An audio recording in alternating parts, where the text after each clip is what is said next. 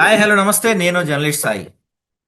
So వైజాగ్లో Google data centre గురించి ప్రపంచానికి, ఆంధ్రప్రదేశ్ ప్రజలకి తెలియని అనేక నిజాలు అక్కడ దాచేస్తున్నారు. నిజాలు కప్పేస్తున్నారు. నిజాలు బయటకు వచ్చే ప్రయత్నం చేస్తున్న వాళ్ళందరినీ కూడా అనేక రకాలుగా నిర్బంధిస్తున్న పరిస్థితులు మనకు కనిపిస్తున్నాయి. అసలు వైజాగ్లో ఏం జరుగుతుంది? ఆ డేటా సెంటర్ రావటం వల్ల ఎవరికి నష్టం జరగబోతుంది? ఆ డేటా సెంటర్ వల్ల ఎలాంటి అనంతాలు జరగబోతున్నాయి?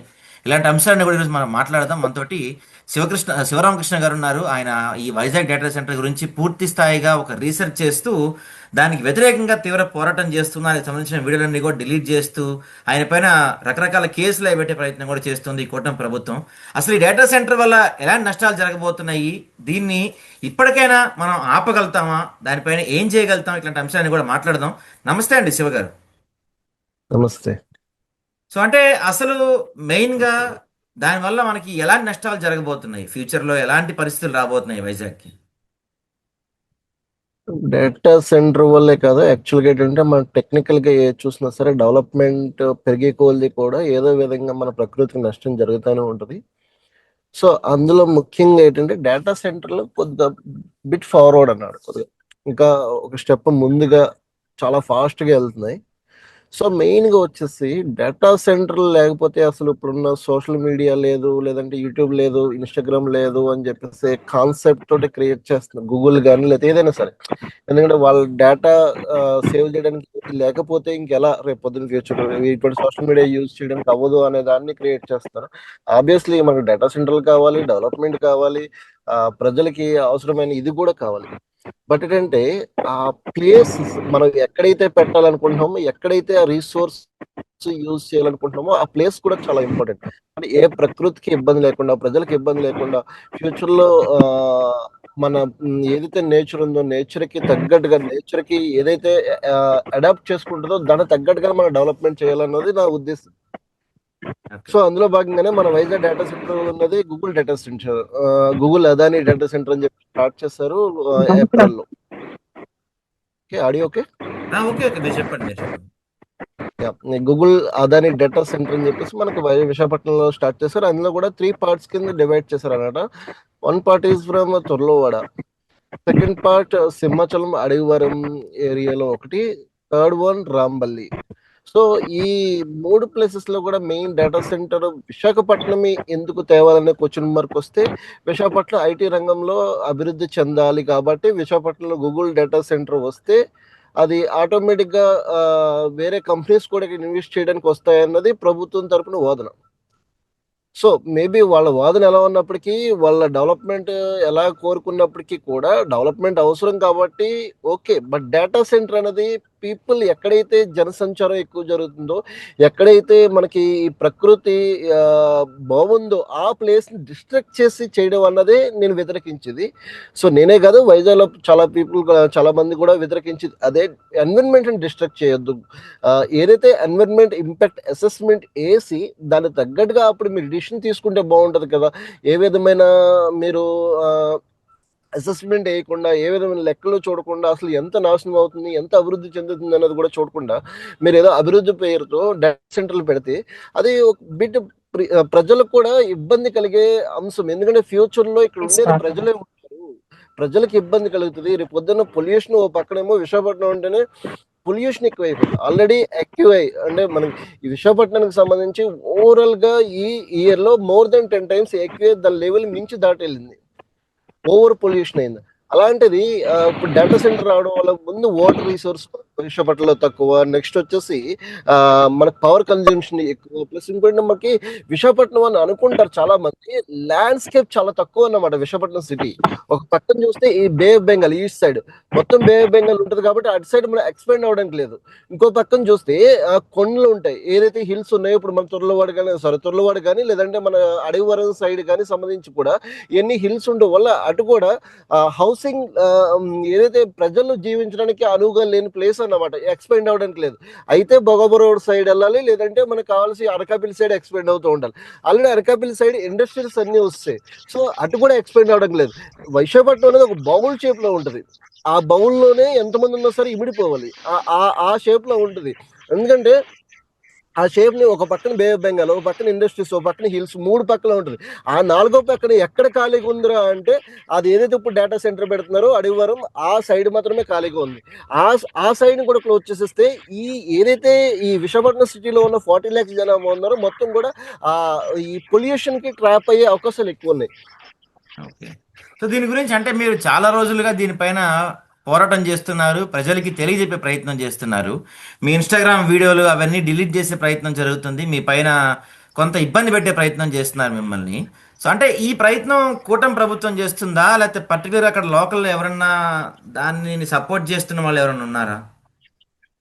అంటే ఇక్కడ బిట్ ఏంటంటే మన పోరాటం చేస్తున్నాను అంటే నేను పోరాటం చేస్తున్నాను అని చెప్పుకునే కన్నా అవేర్నెస్ తీసుకురావడానికి ప్రయత్నం చేస్తున్నాను ఇటు ప్రభుత్వాలకు కానీ అటు ప్రజల్లో కానీ. ఎందుకంటే నేను ఒక జర్నలిస్ట్గా గత 15 ఏళ్ళుగా నేను ఫీల్డ్లో ఉన్నాను, మీడియా ఫీల్డ్లో ఉన్నాను. రీసెంట్గా నేను ఒక నేషనల్ ఛానల్ నుంచి బయటకు వచ్చి ఈ ఏదైతే నేను ఒక జర్నలిజంలో ఎక్స్ప్రెస్ చేయలేకపోతున్నాను నా పాయింట్ ఆఫ్ వ్యూస్ అవన్నీ బయటకు వచ్చి ఇప్పుడు చేయగలుగుతున్నాను ఓపెన్గా.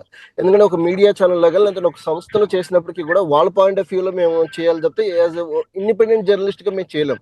సో అందుకని నేను బయటకు వచ్చి ఇండిపెండెంట్ జర్నలిస్ట్గా అక్కడ ఏదైతే ఉన్నాయో అవి బయట పెట్టే అంటే నష్టాలు ప్రజలకు నష్టం కలిగించే విధంగా ఏ విధంగా అయితే ఉన్నాయో అవి చూపిందామన్న ఉద్దేశంతో నేను అక్కడ ఉన్న విలేజర్స్ మీట్ అవడం అయింది. అంతేకాదు ఈ ఎన్విరాన్మెంట్ డిస్ట్రక్షన్ సంబంధించి ఈ అడవివరం ముడుసుల్లవ ఏరియాలో కూడా నేను ఒక చిన్న వీడియోస్ చేయడం లేదంటే చిన్న చిన్న డాక్యుమెంటరీస్ చేయడం జరిగింది. సో ఇవి ఏం చేశారంటే అన్ఫార్చునేట్లీ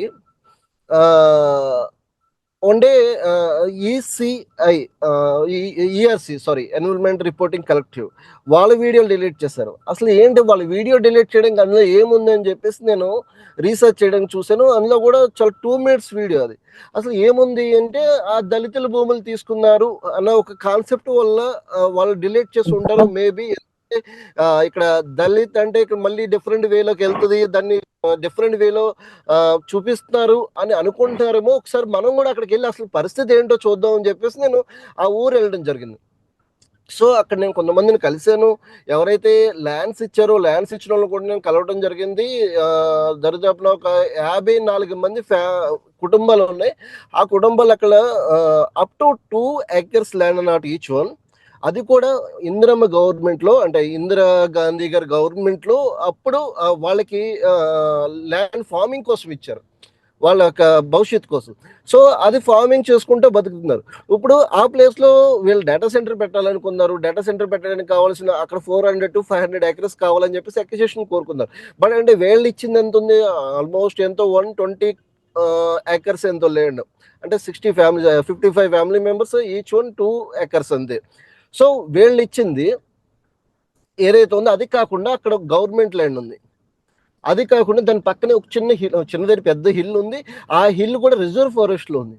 దాన్ని కూడా కొద్ది మేరకు డిస్ట్రక్షన్ చేసి ఏదైతే ఈ విలేజర్స్ ల్యాండ్ ఉందో ల్యాండ్ పక్కన గవర్నమెంట్ ల్యాండ్ ప్లస్ ఇంకోటి రిజర్వ్ ఫారెస్ట్ ల్యాండ్ మొత్తం కూడా ఈ 400 to 500 అక్విజిషన్ ఆ ప్లేస్ లో మొత్తం చేసి అక్కడ ఇప్పుడు మనకు ఆల్రెడీ కన్స్ట్రక్షన్ స్టార్ట్ చేసినట్టుగా తెలుస్తుంది. అది ప్రాబ్లం ఏంటంటే అది సిటీ. హలో, చెప్పండి, వినిపిస్తుంది చెప్పండి. Bit far away from the city. ఎందుకంటే అక్కడ తుళ్ళువాడ అనేది ఒక విలేజ్ కాబట్టి ఒక 32 kilometers లాంగ్ డిస్టెన్స్ విశాఖపట్నం సిటీకి వస్తుంది కాబట్టి అది సిటీ ప్రజలకి తక్కువగా కనిపించే అంశం కాబట్టి తక్కువ కనిపించింది కాబట్టి దాని మీద డిస్ట్రక్షన్ పూర్తి లెవెల్లో ప్రజల్లోకి వెళ్ళలేదు. ఒకవేళ వెళ్ళినప్పటికీ కూడా అక్కడ కొంతమంది అక్కడ ఎవరైతే విలేజర్స్ ఉన్నారో విలేజర్స్ కూడా అక్కడ యాక్సెప్ట్ చేసి అంటే వాళ్ళు ఇస్తానన్న కాంపెన్సేషన్కి యాక్సెప్ట్ చేసి ఆ భూములు ఇవ్వడం జరిగింది కూడా. అంటే ఫస్ట్ లో వాళ్ళు వ్యతిరేకించినప్పటికీ కొన్ని సిపిఎం లాంటి పార్టీలు అక్కడికి వెళ్ళి ప్రొటెస్టులు చేయడం జరిగింది.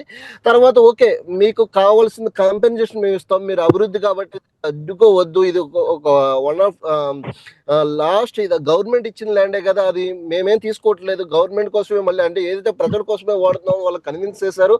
కొంతమంది ఒప్పుకోలేదు, కొంతమంది ధర్నాలు ప్రొటెస్టులు జరిగి తర్వాత వాట్ ఎవర్ ఇట్ మేబీ మొత్తమే జరిగి వాళ్ళ దగ్గర ల్యాండ్ తీసుకోవడం జరిగింది. ఇప్పుడు ఆల్రెడీ కన్స్ట్రక్షన్ కూడా స్టార్ట్ చేయడం జరిగింది. అంటే వాళ్ళ కాంపెన్సేషన్ ఇస్తామన్న కాంపెన్సేషన్ కూడా వాళ్ళు చెప్పిన ప్రకారం, అంటే నేను అక్కడికి వెళ్ళి నేను వాళ్ళతో వీడియోలు చేసి లేదా డాక్యుమెంటరీ ట్రై చేయడం చేయడానికి ప్రయత్నం చేశాను. అందులో వాళ్ళు చెప్పింది ఏంటంటే 60-70%. అంటే ఏదైతే కొంతమందికి ఏకర్కి 18 lakhs ఇచ్చారు, కొంతమంది 35 lakhs ఇచ్చారు, కొంతమందికి 30 lakhs ఇచ్చారు. Different amount, some of amount అన్నమాట. మొత్తం మీద ఆ అమౌంట్ ఇచ్చినప్పటికి కూడా పూర్తి స్థాయిలో వాళ్ళకి వెళ్ళలేదు. ఓన్లీ 70% వరకు కూడా, 70-75% వరకు కూడా వాళ్ళకి ఇస్తానే అమౌంట్ మాత్రమే అందింది. ఉన్న 20-25% అంటే అమౌంట్ కానీ లేదంటే వాళ్ళకి వేరే దిక్కుని కల్పిస్తున్న హౌసింగ్ ల్యాండ్ కానీ ఇంకా పూర్తి స్థాయిలో ఇవ్వలేదని వాళ్ళు చెప్పడం జరిగింది. సో ఈ ప్రకారం చూసినా కొంతమంది అందులో ఒక నలుగురు 5 ఉన్నారు, వాళ్ళకైతే అసలు ఒక్క రూపాయి కూడా అందలేదని చెప్పేసి కూడా వాళ్ళు కూడా ఆరోపిస్తున్నారు. సో ఇందులో భాగంగా నేను అక్కడ ఆ రోజు తుర్లవాడ వెళ్ళిన తర్వాత ఆ వీడియో చేసి డాక్యుమెంట్ చేసి పెట్టాను. సో తర్వాత మళ్ళీ అదే డిస్ట్రక్షన్ ఎక్కడైతే మన మురుసూరులో జరుగుతుందో అక్కడ కూడా పెట్టాను. మొత్తం మీద నాయి 8 వీడియోస్ ఇన్స్టాగ్రామ్ లో ఏదైతే పోస్ట్ చేశానో ఆ పోస్ట్ చేసిన వీడియోస్ మొత్తం కూడా ఇండియాలో రెస్ట్రిక్ట్ చేశారు అన్నమాట. ఆ ఓకే విధంగా అంటే దాన్ని శివగారు ఇప్పుడు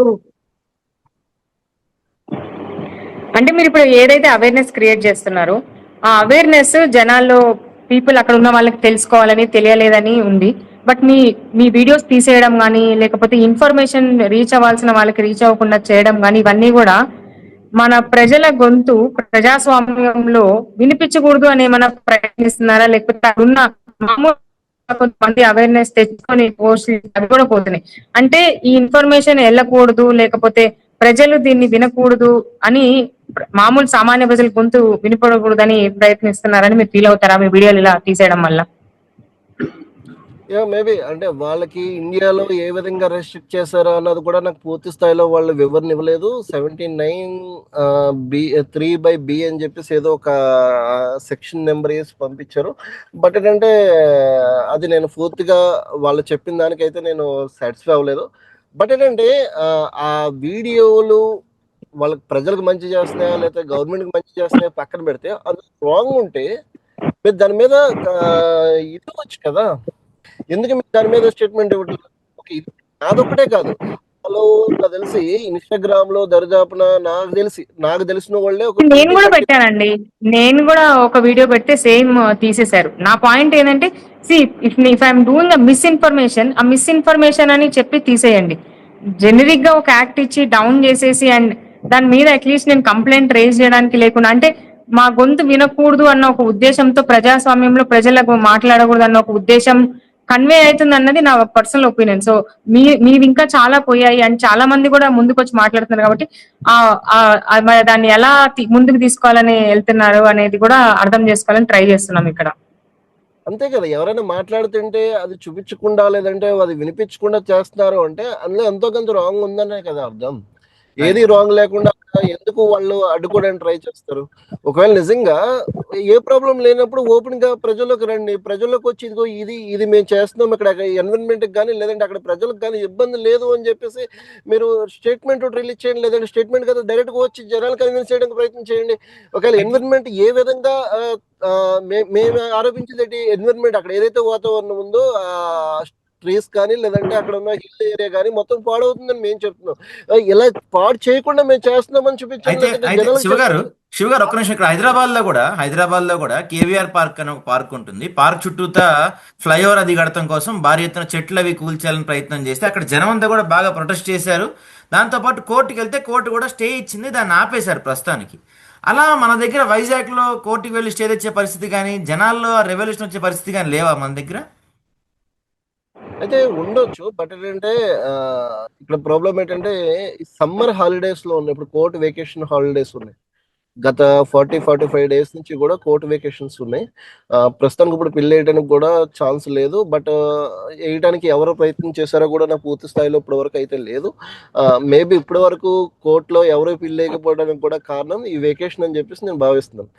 అంతేకాదు ఇక్కడ ఎవరైనా ఏదైనా వెకేషన్ అనేది లోవర్ కోర్ట్స్ కే కదా, మీకు వెకేషన్ కోర్ట్ అని ఉంటది కదా మళ్ళీ separate. If you want to approach on the vacation మనకి సెపరేట్ గా వెకేషన్ కోర్ట్స్ ఉంటాయి కదా.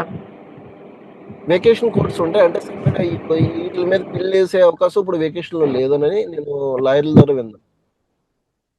అంటే జూన్ 15 తర్వాత మళ్ళీ రీఓపెన్ చేస్తారు, ఆ తర్వాత వెళ్ళొచ్చు అని చెప్పేసి నాకు ఎవరో సమ్ ఆఫ్ లీగల్ గా ఎవరో చెప్పారు. సో అది పూర్తి స్థాయిలో నాకు లీగల్ గా అంటే కోర్టులో అది ఈ వెకేషన్ ఇవ్వచ్చా లేదా అన్నది కూడా నాకైతే ఓన్ గా నాకు నాలెడ్జ్ లేకపోయినప్పటికీ కూడా లాయర్లు చెప్పింది అది కూడా. రైట్. అండ్ ఇంకోటి ఏంటంటే అక్కడ కన్స్ట్రక్షన్ ఏదైతే ఉందో అది ప్రాపర్ పర్మిషన్స్ తో కన్స్ట్రక్షన్ స్టార్ట్ చేయలేదు and set of rules follow అవ్వలేదు. డాక్టర్ ఈఏ శర్మ గారి లెటర్స్ ఫాలో అయితే అన్న, యాజ్ పర్ హిస్ లెటర్స్ వీళ్ళు క్లియరెన్స్, ఎన్వైరన్మెంట్ క్లియరెన్స్ తెచ్చుకునేప్పుడు they did not follow the proper rules అని డాక్టర్ ఈఏ శర్మ గారు has written to the environment minister directly. అది ఆయన లెటర్స్ చూసారా సార్ మీరు? నేను చూసాను, ఆయనతో నేను డిస్కస్ చేయడం జరిగింది, నేనుతో మాట్లాడాను ఆయనతో కూడా, శర్మ గారితో 1-2 సార్లు. తర్వాత మన ప్రొఫెసర్ చలం గారితో కూడా నేను ఇంటర్వ్యూ చేశాను ఇదే విషయంలో, గూగుల్ డేటా సెంటర్ విషయంలో. సో ఆయనతో మాట్లాడాను. చెప్పింది ఏంటంటే మీరు చెప్పినట్టుగానే ఎన్విరాన్మెంట్ పర్మిషన్స్ లేదు అని కాదు, వాళ్ళకి నచ్చినట్టుగా తొందరగా ఇచ్చుకున్నారని కూడా ఒక పక్కన వాదన వినిపిస్తుంది.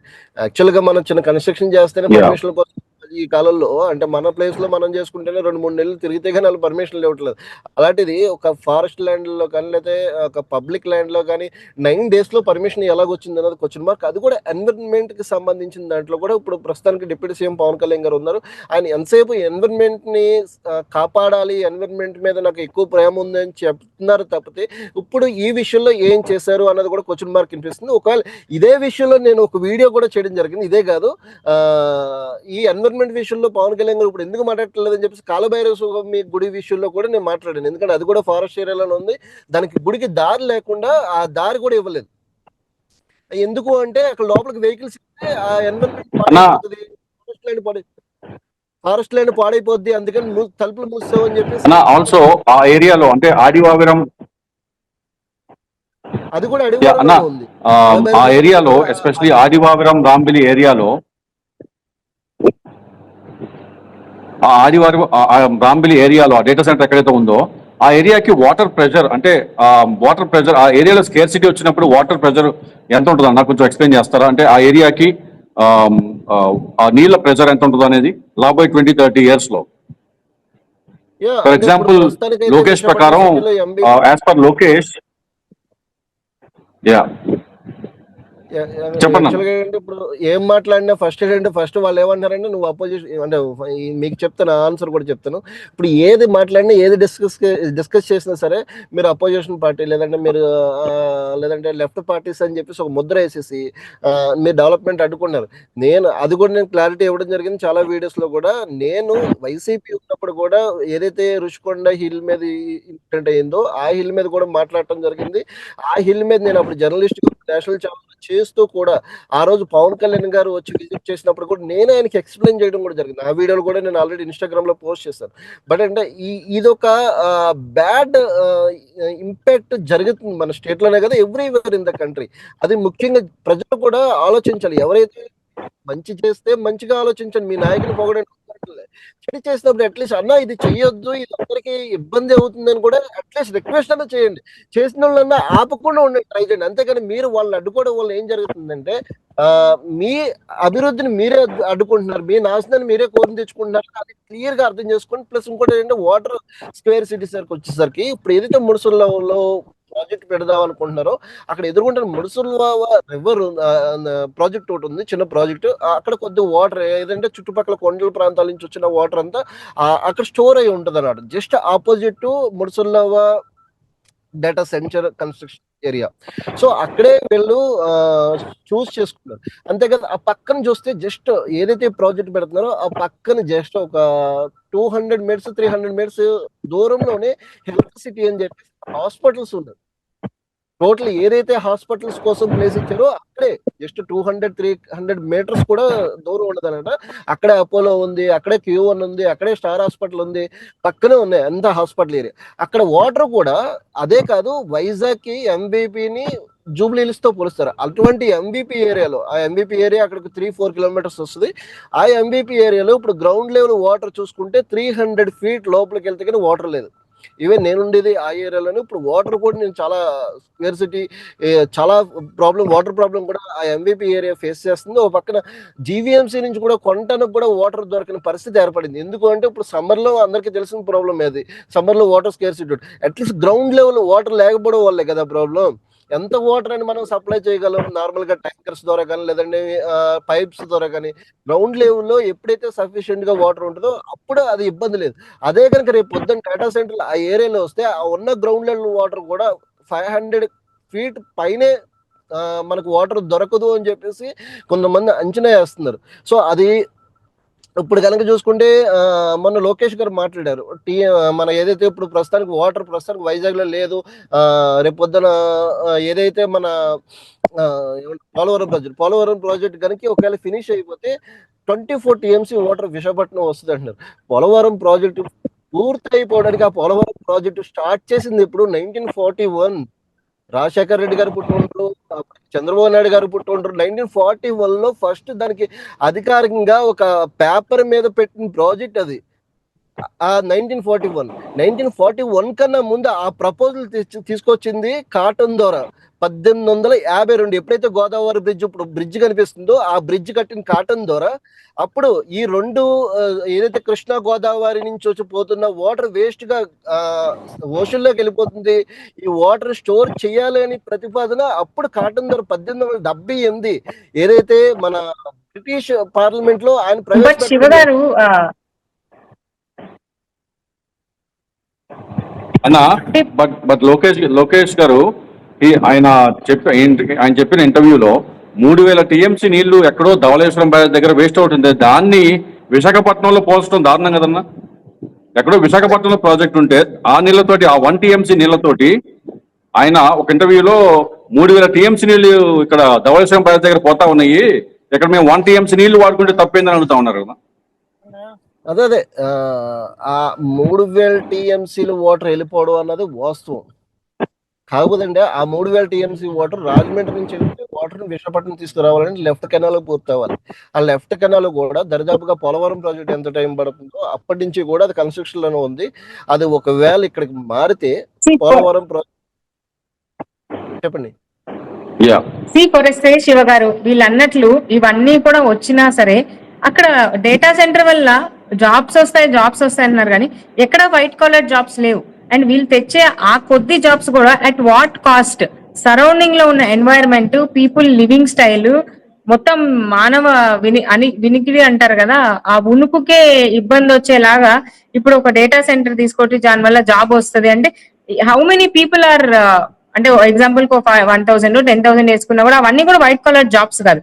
మరి యూత్ కి ఏం లేకపోతే జెన్జీకి ఏం చెప్పాలనుకుంటున్నారు? జెన్జీ అనుకునేది వాళ్ళు చదువుకున్న దానికి తగ్గ ఉద్యోగం వస్తుంది అని. జాబ్స్ వస్తాయి కానీ ఈ కంపెనీ ద్వారా రావు, వేరే కంపెనీలు అంటే గూగుల్ డేటా సెంటర్ వస్తే వేరే కంపెనీల చుట్టూ కూడా అక్కడికి వస్తే ఇన్వెస్ట్మెంట్ చేస్తారు. సో దాని ద్వారా జాబ్స్ వస్తాయి అంటున్నారు.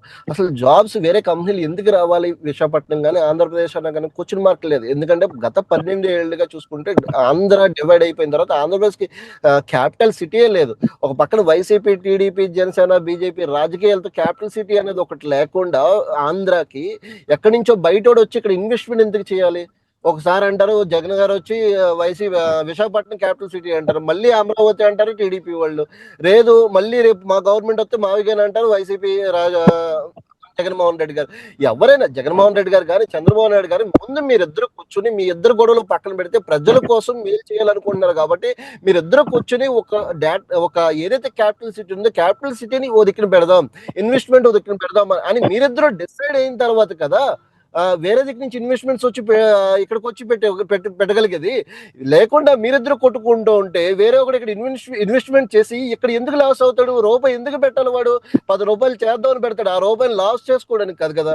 సో విశాఖపట్నమే కాదు, ఎవ్రీవేర్ ఇన్ ద ఆంధ్రప్రదేశ్ ఎక్కడైనా సరే ఒక ఇన్వెస్టర్ వచ్చి పెట్టాలంటే గూగుల్ డేటా సెంటర్ కాదు, మైక్రోసాఫ్ట్ కాదు, ఏ కంపెనీ వచ్చినప్పటికీ వాళ్ళు లెక్క చేయరు. అక్కడ నా రూపాయి భద్రం ఉందా లేదా అని చూసుకుంటారు. రేపు పొద్దున్న జగన్ వచ్చి మళ్ళీ కొడతాడా, లేదంటే చంద్రబాబు వచ్చి లేదంటే ఇక్కడి నుంచి ఇంకో దిక్కుని మారుస్తారా అన్న ఆలోచన చూసుకుంటారు తప్పితే, రేపు పొద్దున్న ఈ గూగుల్ డేటా సెంటర్ వచ్చింది, మైక్రోసాఫ్ట్ ఉంది, గూగుల్ డేటా సెంటర్ ఉంది, ఎన్ని కోట్లు పోయినా పెద్ద లెక్క కాదు. కానీ ఒక చిన్న స్థాయి ఇన్వెస్టర్ వచ్చి ఇక్కడ పెట్టుబడి పెట్టినప్పుడు 100 కోట్లు పెట్టుబడి పెట్టినప్పుడు ఆ 100 కోట్లు 1000 కోట్లు చేయాలనుకుంటాడు తప్ప ఆ 100 కోట్లు కూడా గాల్లో కలపాలని చూసుకోడు కదా. అందుకని మెయిన్ ఏంటంటే ఇక్కడ విశాఖపట్నం కానీ ఆంధ్ర కానీ ఇన్వెస్ట్మెంట్ రావాలంటే Just one అన్న. ఇది అపార్ట్ ఫ్రమ్ దిస్ ఈ డేటా సెంటర్ వాటర్ కష్టాలు కాకుండా ఇట్ ఇస్ ఆల్సో అనదర్, ఇప్పుడు రీసెంట్ గా జర్మనీ వాళ్ళు కూడా రేజ్ చేశారని క్వశ్చన్. డేటా సెంటర్స్ వేరే కంట్రీలో స్టోర్ చేసినా కానీ డేటాని, even though data store in India, for example data servers అనేవి యూఎస్ లో ఉంటాయి అన్న. So even that is a security problem కదన్నా. Can you throw some light on that?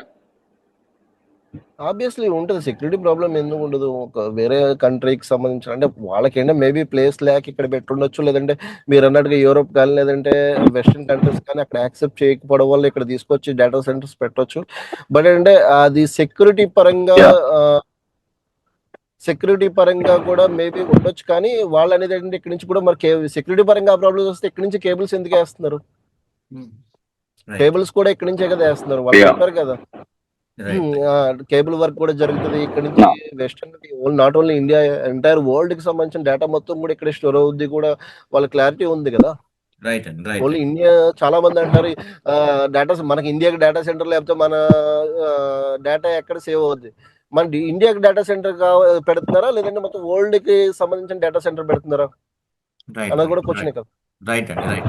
Thank you Shiva గారు. మళ్ళీ ఇంకోసారి డీటెయిల్ గా మనం దీని గురించి మాట్లాడుకుందాం. Thanks for your time. Thank you so much. Thank you. Shiva గారు, థ్యాంక్స్ ఫర్ యువర్ టైం.